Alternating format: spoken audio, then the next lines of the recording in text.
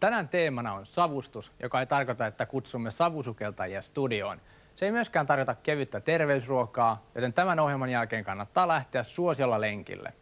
Savustamalla saa myös hyvää ruokaa halvalla, joten tänään ei prassella hanhenmaksalla ja kaviaarilla, vaan suomalainen sika nostetaan sille kuuluvaan arvoon.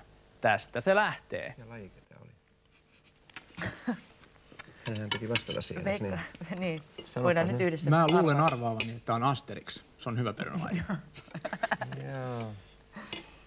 Mä veikkaan, se olisi Timo. Olisiko Timo? Timo lajike, joo. Ei, en tiedä. Voisi Pekkakin olla, ei tiedä koskaan kuitenkaan. Mutta hyvin kiinteä lihainen. On, hyvä. Herkullinen.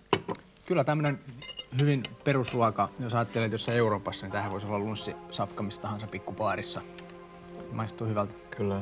Tumman oluen kanssa, niin mikä ei oikeastaan muuta voi odottaa kuin sitä ehkä sitä saksalaista musiikkia vai mitä se oli? Niin oikein bayerilaista ja Lederhosen mukaan siinä. Joo, ehkä meidän ohjelmatyyli on tuo tekno sopii paremmin, mutta nyt täytyy joo, ja mun ikäinenkin. Niin. Kiitos teille vierailusta, oli tosi kiva tehdä ruokaa teidän kanssanne ja kaikkea hyvää jatkossa. No, kiitos itsellesi. Tässä on hyvin tärkeää tietää se, että me ei oltaisi tänään savustettu, jollei tämä savustusbussin keksijä olisi tapaturmaisesti pudonnut alas katolta ennen kuin hän oli tehnyt tämän tuotteen. Aivan, joo. Onneksi saatiin se just valmis ennen sitä. Mä olen hirveän onnellinen siitä. Hieno homma. Hyvä.